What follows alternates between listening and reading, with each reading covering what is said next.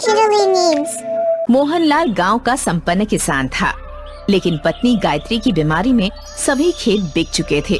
इसलिए उसने अपने घर के पास पराठे की दुकान खोल ली थी। जल्द ही उसके व्यवहार और स्वादिष्ट पराठे ने कस्बे के लोगों को अपना दीवाना बना दिया था।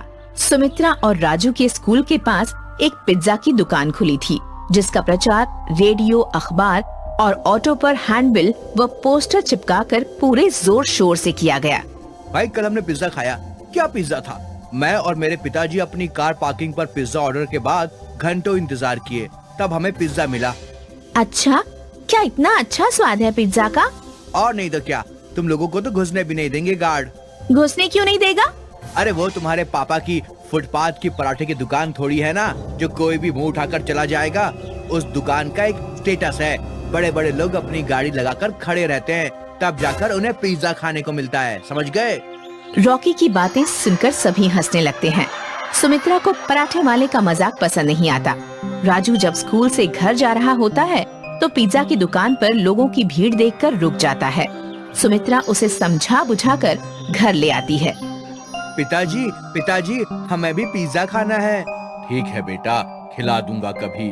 अभी गरम गरम आलू के पराठे बनाए हैं, वो खा लो। मुझे नहीं खाना, मुझे नहीं खाना, मुझे तो पिज्जा ही खाना है। देख राजू, पिज्जा बहुत महंगे आते हैं, उतना पैसा हमारे पास नहीं कि तुम्हें पिज्जा दिलवा सकूं, लेकिन वादा करता हूं कि एक दिन तुम्हें पिज्जा जरूर खिलाऊंगा। नहीं पिताजी, मुझे तो कल ही पिज्जा चाहिए। अगर पिज्जा नहीं मिला तो मैं कुछ नहीं खाऊंगा। राजू, जिद मत करो। पिताजी बोल रहे हैं ना कि एक दिन हम लोगों को पिज्जा खिलाने ले जाएंगे। नहीं दीदी, मुझे तो पिज्जा कल ही खाना है। रॉकी भैया ने स्कूल में बताया कि पिज्जा कितना अच्छा होता है। अरे राजू, वो डॉक्टर का बेटा है, उसके पास ढेरों पैसे हैं। चल अब खाना खा। पराठे खाकर बच्चे सो गए, लेकिन मोहनलाल की आंखों से नींद कोसों दूर थी। वह अपनी गरीबी को कोस रहा था कि कितना बेबस है वो, जो अपने बच्चों की मामूली खाने की मांग को भी पूरा नहीं कर सकता। उसकी आंखों में आंसू आ गए। सोचते सोचते न जाने कब उसे नींद आ गई। अगले दिन सुबह बच्चे स्कूल गए। आज भी पूरे स्कूल में पिज्जा की ही चर्चा हो रही थी। दोस्तों, कल मेरा जन्मदिन है और कल मेरी तरफ से कल शाम को सभी को पिज्जा पार्टी है।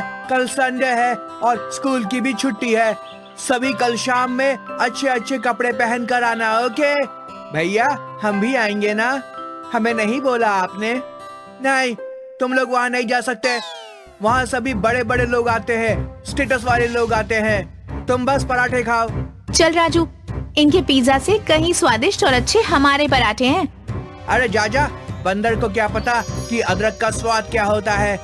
स्कूल के बाहर जो पिज्जा का पोस्टर लगा है ना, उसे ही देखते रहो और पराठे खाओ, समझना कि पिज्जा खा रहे हो। रॉकी, ऐसा नहीं कहते। चलो सुमित्रा, इसे तो ऐसे ही बोलने की आदत है। राजू की फोटो देखकर पराठा खाने वाली बात पर सभी हंसने लगे। सुमित्रा और राजू को बहुत बुरा लगा। दोनों घर आ गए। अरे राजू, यूं मुंह लटकाए क्यों खड़े हो? वो पिताजी, बात यह है कि कल रॉकी का जन्मदिन है और सभी को बुलाया है, पर हमें छोड़कर, क्योंकि वहाँ बड़े बड़े लोग होंगे। बस इतनी सी बात। कल हम तुम लोगों के लिए आलू का मस्त पराठा बनाएंगे और हम सब पार्टी करेंगे। मुझे नहीं खाना पराठा, मुझे तो बस पिज्जा खाना है। मुझे पिज्जा चाहिए। बेटा, मैंने बताया ना कि अभी हमारे पास तुम लोगों के फीस भरने के पैसे नहीं हैं। पिज्जा कहाँ से खिलाऊंगा? इतना कहकर मोहनलाल आंखों में आंसू लिए घर से बाहर प्रथा के दंग पर चला गया। राजू, तुम्हें ऐसा नहीं कहना चाहिए था। पिज्जा की जिद छोड़ दे मेरे भाई। जब पैसे होंगे तो हम जरूर पिज्जा खाने चलेंगे। आज तक कभी हमारे पास पैसे हुए हैं क्या? सभी नए नए कपड़े पहनते हैं और हम 2 साल से एक ही कपड़े पहन रहे हैं। क्या हम कभी पिज्जा नहीं खा पाएंगे दीदी?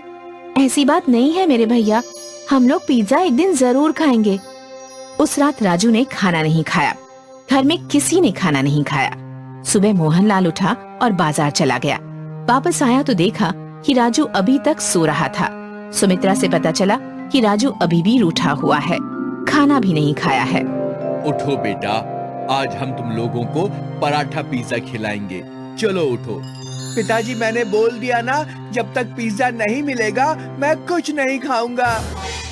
मोहनलाल पराठे पर चीज, फ्रूट्स और सैलेड डालकर पिज्जा बनाता है, लेकिन लाख समझाने के बावजूद राजू नहीं खाता। सुमित्रा भी पूरी कोशिश करती है राजू को मनाने की, पर असफल रहती है। आज फिर सभी भूखे ही सो जाते हैं। आधी रात को राजू को जोर से भूख लगती है। वो किचन में जाकर रखा हुआ पराठा पिज्जा खाता है। उसे बहुत अच्छा लगता है। वह पराठा पिज्जा चट कर जाता है। मोहनलाल चुपचाप उसे खाते हुए देख लेता है। सुबह उठकर मोहनलाल बाजार चला जाता है। वापस आकर सुमित्रा को बुलाता है। सुमित्रा, ओ सुमित्रा। जी पिताजी, आई। ये ले पैसे और स्कूल से आते समय पिज्जा लेते आना। पिताजी, पैसे कहाँ से आए? वो कहीं से आ गए। और हाँ, मैंने टिफिन में पराठा पिज्जा रख दिया है, खा लेना याद से।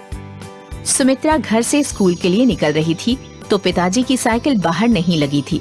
समझने में देर न लगी कि पिताजी ने साइकिल बेचकर पैसे लाए थे। सुमित्रा और राजू स्कूल पहुँचे। स्कूल में कल की रॉकी की पिज्जा पार्टी की ही धूम थी। सभी की जुबान पर पिज्जा पार्टी की ही चर्चा थी। लंच में सुमित्रा और राजू पराठा पिज्जा खा रहे थे तो वहाँ रीता आ गई। अरे, तुम दोनों ये कौन सी डिश खा रहे हो? ये हमारे पिताजी ने बनाया है, पराठा पिज्जा। हाँ, ये स्पेशल डिश पिताजी ने बनाई है। लो, तुम भी खाओ, बहुत स्वादिष्ट है। अरे वाह, बहुत मस्त पराठा पिज्जा है। ये तो बहुत ही अच्छा पराठा पिज्जा है।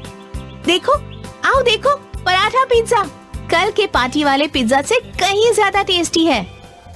सुमित्रा प्लीज, मुझे भी एक टुकड़ा दो ना। हाँ, ये लो रॉकी, तुम भी खाओ। वाह, सही में ये कितना टेस्टी है पराठा पिज्जा। ऐसा तो मैंने अपनी जिंदगी में कभी नहीं खाया था।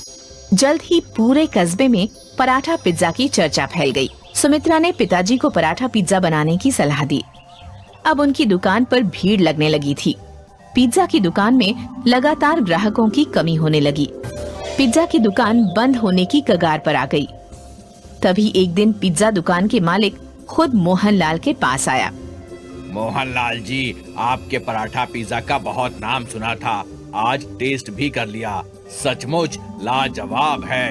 वाकई तुम्हारे हाथों में तो जादू है। जी धन्यवाद। क्यों ना हम दोनों मिलकर साथ काम करें। आप मेरी दुकान का उपयोग कीजिए, मैं फंडिंग और मार्केटिंग देख लूंगा। जो भी प्रॉफिट होगा आधा आधा बांट लेंगे। मोहनलाल को ये प्रपोजल अच्छा लगा। दोनों मिलकर साथ काम करने लगे। प्रथा पिज्जा का टेस्ट और अच्छी मार्केटिंग से जल्द ही उनकी दुकान कई शहरों में खुल गई। अब मोहनलाल सेठ मोहनलाल कहलाने लगा। वे शहर में आलीशान बंगले में रहने लगे।